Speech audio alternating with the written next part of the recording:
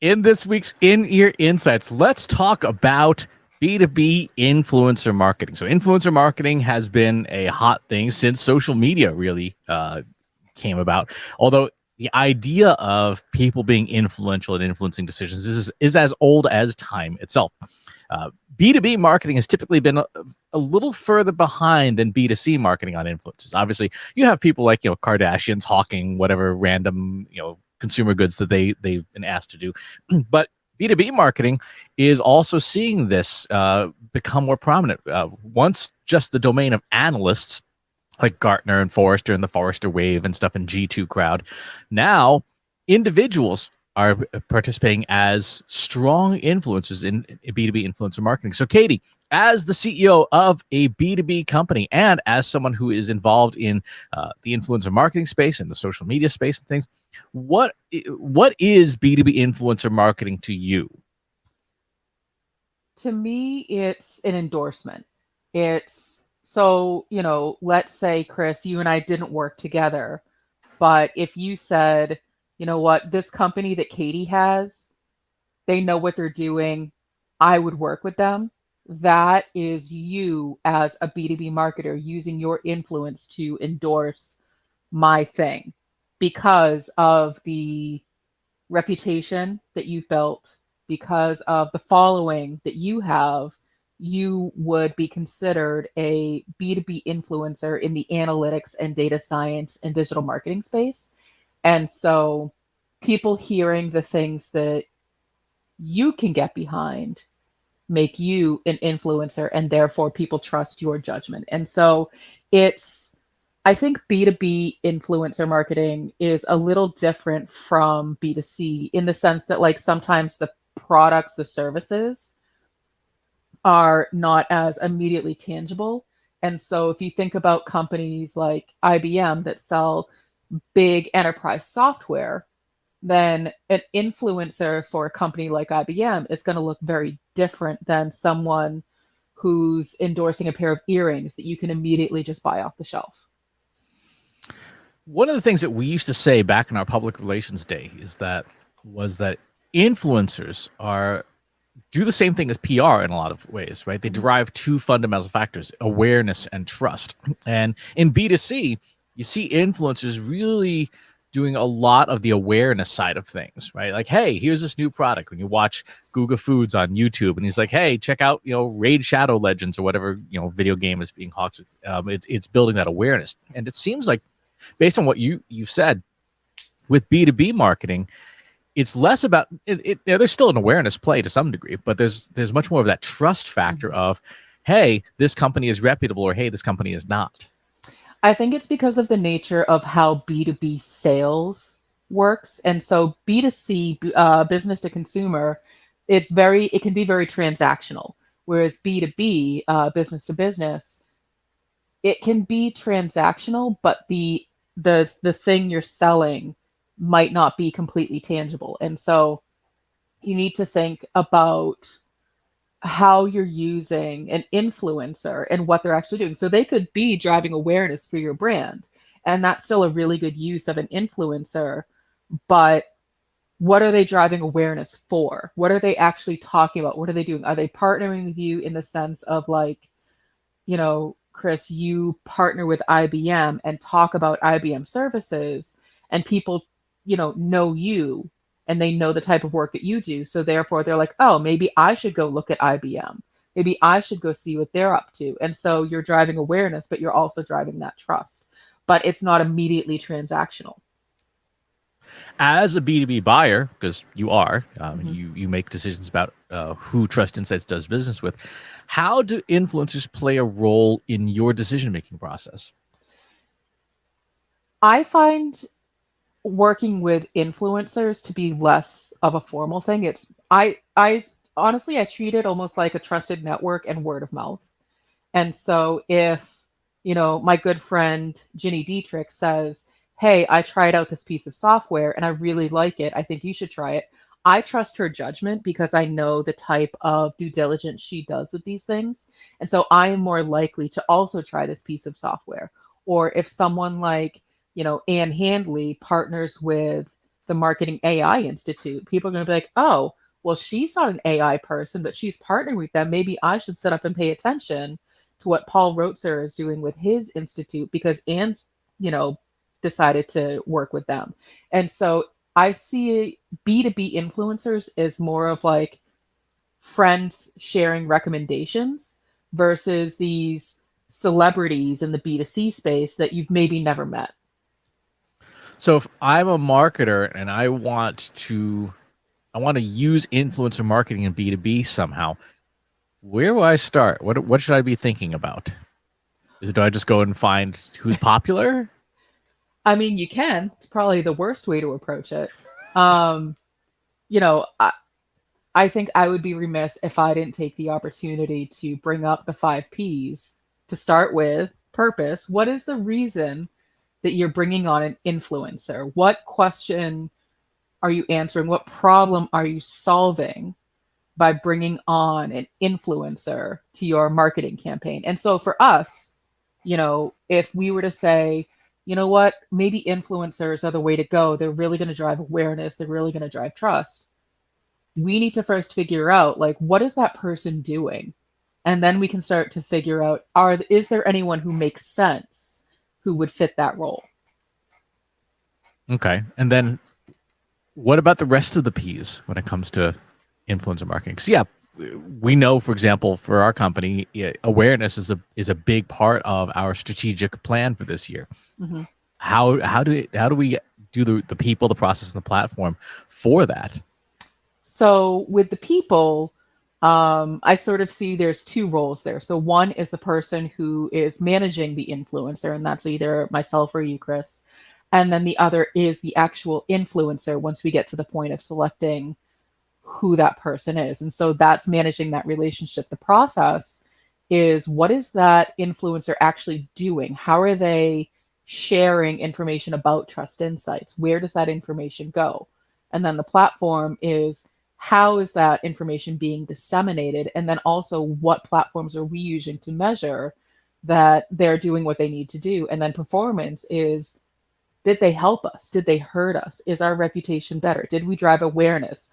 Did we increase our digital footprint and, referral traffic, awareness, people trusting our brand? Okay. So I know on the live stream this week, we're going to be talking about the performance section, the measurement of it. When you think about identifying influencers, let's say that awareness is our purpose, which it is. What are we looking for? Who are we looking for, I guess, would be the way to look at that. Well, and I think unlike B2C, and I don't want to knock people who work in B2C influencer marketing because there's a lot of work that goes into there. But with B2B, I personally feel like you need to be a little bit more selective because not everyone's going to be a right fit. And so, IBM wouldn't necessarily come to me and say, hey, we want you to help drive awareness, especially since I personally have never talked about IBM. I don't do the kind of work that IBM does. And so I'm the wrong fit to help be an influencer for IBM. Whereas you, Chris, you do data science. You work within the same kind of methodologies that IBM does. So it's a good fit. So we would need to look for someone who orbits around our ecosystem close enough that the work that they do, we can draw somewhat of a straight line to the work that they do. And so, again, sort of using that example of Anne Hanley, she's a writer, she's a content marketer. And so we wouldn't necessarily ask her to be promoting our, attribution analysis or predictive forecasting unless we could draw that line from what it is that we do to how it benefits the kind of work that she does so that she could credibly talk about it in a way that her audience would be like, oh, now I get it. How do you navigate, though, the conflicts of interest, right? That's something that at least I see a lot in B2B influencer marketing, where if we're looking for, say, people who are influential in analytics, right? There's a good chance that they do exactly what we do, right? Because it's not a huge space. And so is it just that you're looking for laterals, like people who have a a similar audience but not doing the same thing? And if so, then how do you deal with the fact that that person might not be able to talk credibly about what it is we do? Like, for example, I love Anne. I think she's one of the best people we know. Would I ask Anne to talk about, for example, softmax layers in a neural network? Probably not. No offense, Anne. But I don't think she would take offense to that, because that proves the point that I was making too. right, right. So is it those laterals that like this audience is close enough, or is it perhaps maybe that the decision makers, which is really who you're trying to reach, also don't have that technical knowledge? So the people who would have the technical knowledge, maybe you don't need to get in front of them. I look at it as complementary. And so maybe that's what you're saying when you say lateral. Mm-hmm. And so we look at, an agency like the Marketing AI Institute, Paul Rotzer, Kathy McPhillips, Mike Kaput. They, on paper, they're talking about artificial intelligence. We're talking about artificial intelligence. But as we've gotten to know them as a company, we know that the things they do are complementary and not, competitive to us. And so there's enough space in the room for both you and Paul to be talking about artificial intelligence without it being competitive, because you're offering different point of views and different approaches to the same topic. And so that's the kind of thing that I look for when I'm thinking about partners and influencers who have a similar but slightly different audience. So there's some overlap, but then there's the approach to the topic is slightly different. And so, I know we're kind of picking on Anne, but Anne's a really good example. She has a very loyal, very dedicated, non-technical audience. So if someone like Anne is wrapping her head around the type of work that we're doing and saying, and this is why you, the non-technical person, need to pay attention, her audience is going to pay attention. But she first, like, our education starts with her first. We can't just approach her and say, hey, can you talk about neural networks? And she'd say, absolutely not. Absolutely not. True. As someone looking for influencers, then how do you know who's the real deal and who's not? We know plenty of people who talk a whole lot. They talk a good game, but they don't have any actual expertise. Does that matter with influencer marketing? Or, for example, with it, especially with an awareness goal, does it matter that they're kind of talking out of both sides of their mouth? Or do we just care, like, okay, they've got the audience, we need the audience, let's work with them even though they're a dummy? I think it depends on your comfort level with risk. And so if you bring on someone who,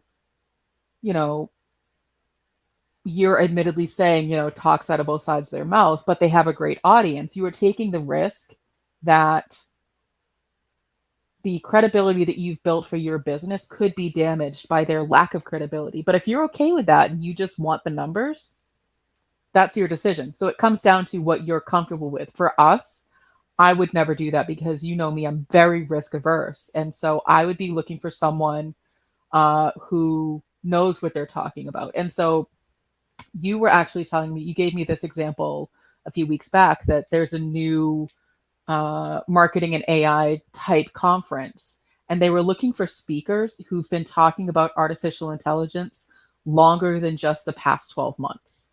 And that to me was like a light bulb, because yeah, everybody's talking about artificial intelligence. And so if they're not doing their due diligence, they could get a lot of disingenuous con artists up on their stage who can say a bunch of, big fancy words that don't really mean anything. But this conference is going out of their way to do that research to say, but who actually knows what they're talking about? Who's actually been talking about this for the past 5, 6, 7, 10, 15 years, however long it's been available? Who's been out there doing it the longest, and who actually does it in practice day to day? And that's the approach that I would take. It's going to take longer to find those influencers, but once you find those people, then you can build those long-standing relationships with them, because then they know what they're talking about, and they know that you've done your homework to find them. I recall, Chris, that you used to have a slide somewhere that was like 3 different types of influencers.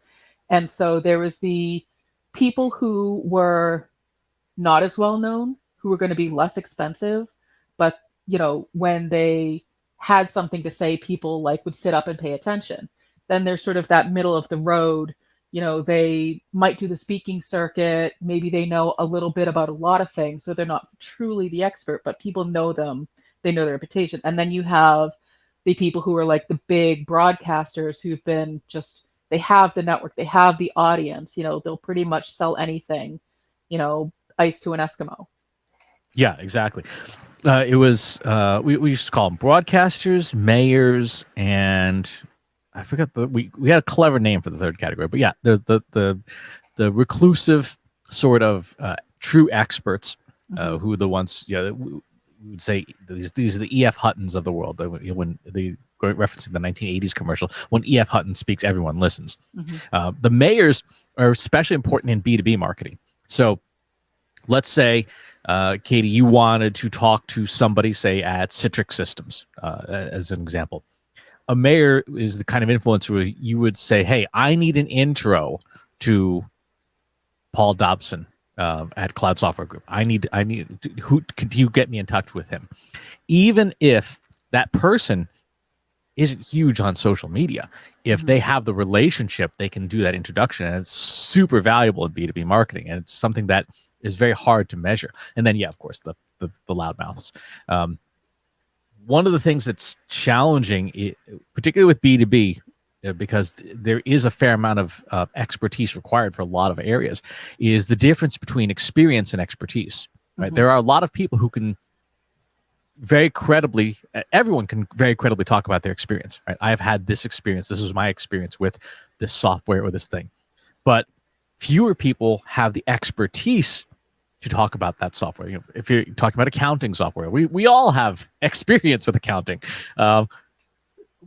Very few of us are CPAs. And so when you look at influencers, how much do you weigh expertise versus experience?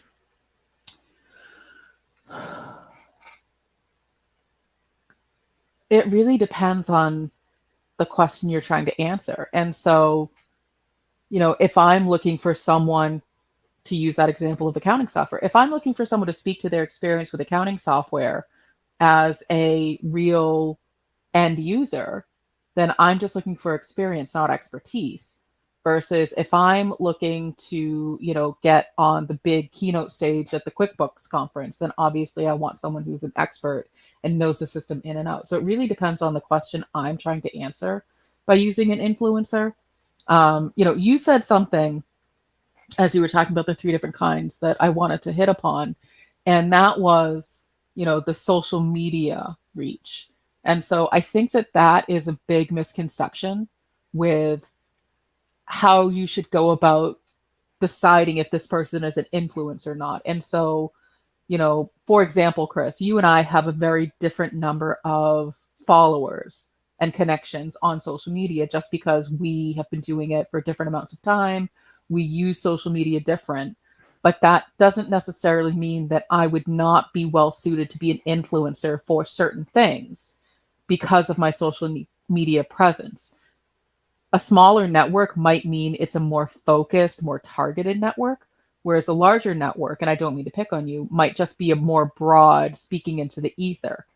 And so those are the types of things that you would also want to pay attention to when looking for influencers. And so if you need someone in like a very, niche market who speaks only to a certain type of person, those people are out there and they don't have a large following. And that's generally on purpose.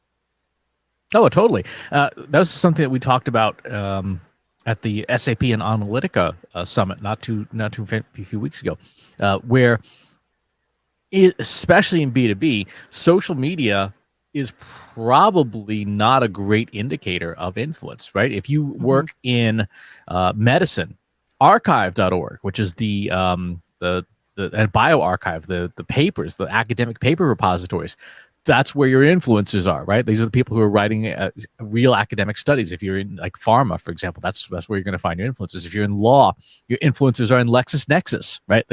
They're not public.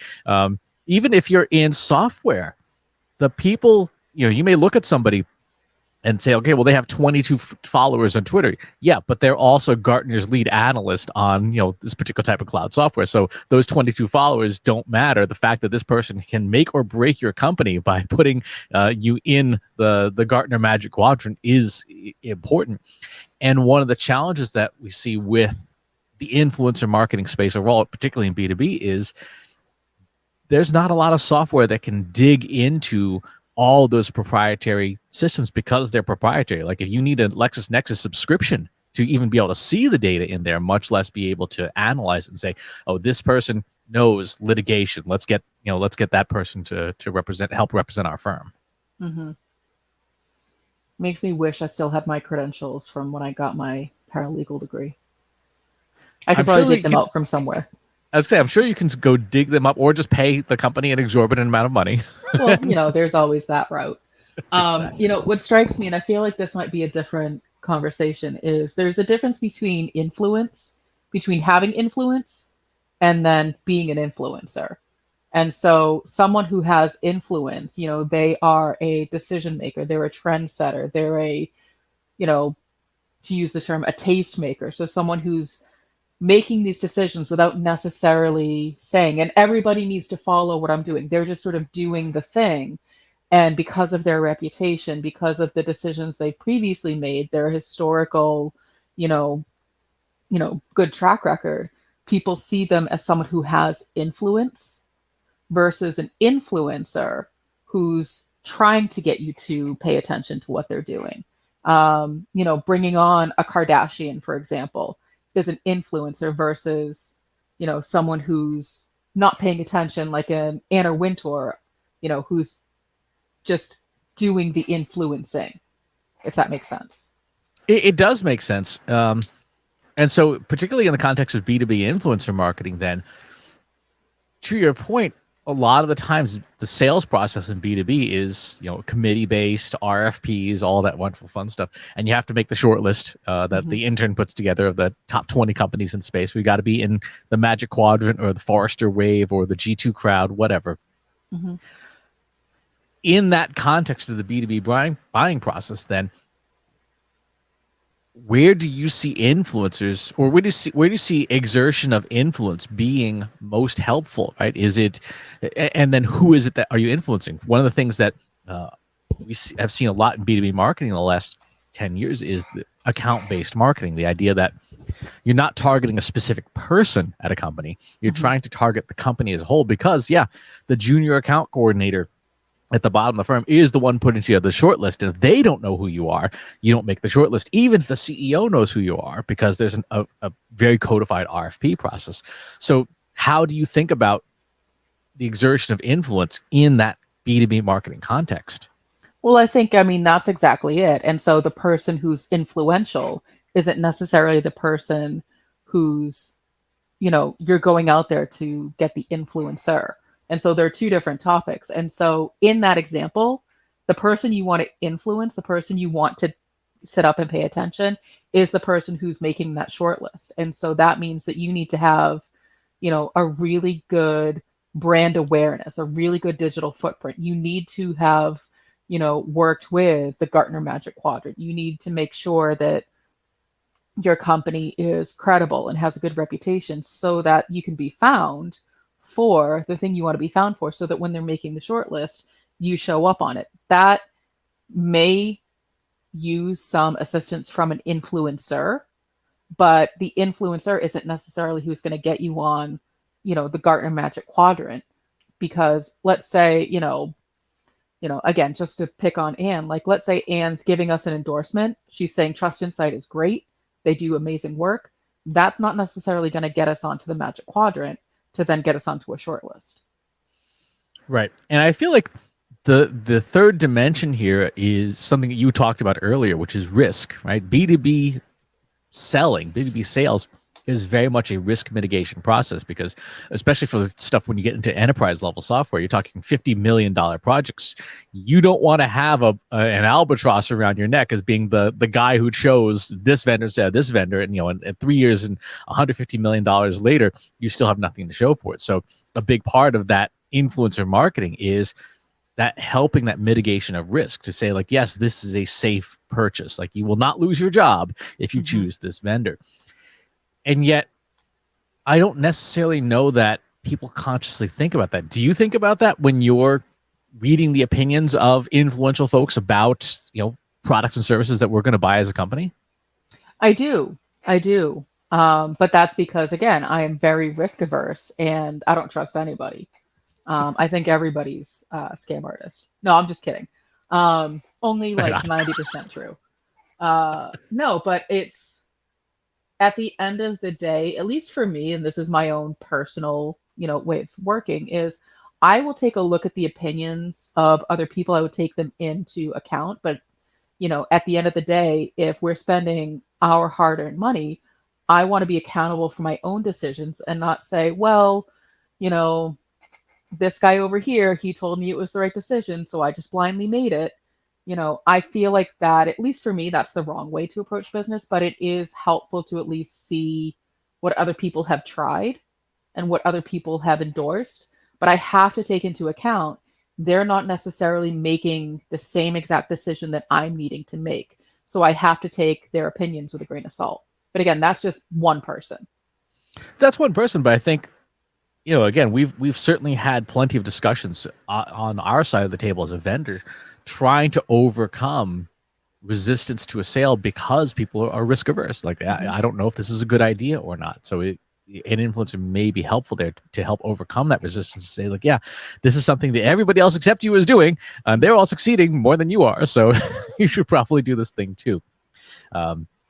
Okay, so I feel like we have a pretty good understanding of what B2B influencer marketing is. So again, on the live stream this week, we will be chatting through that. If you want to tune into the live stream, it's always available at trustinsights.ai/YouTube. We air Thursdays at 1 p.m. Eastern time, which is, to choose your time zone.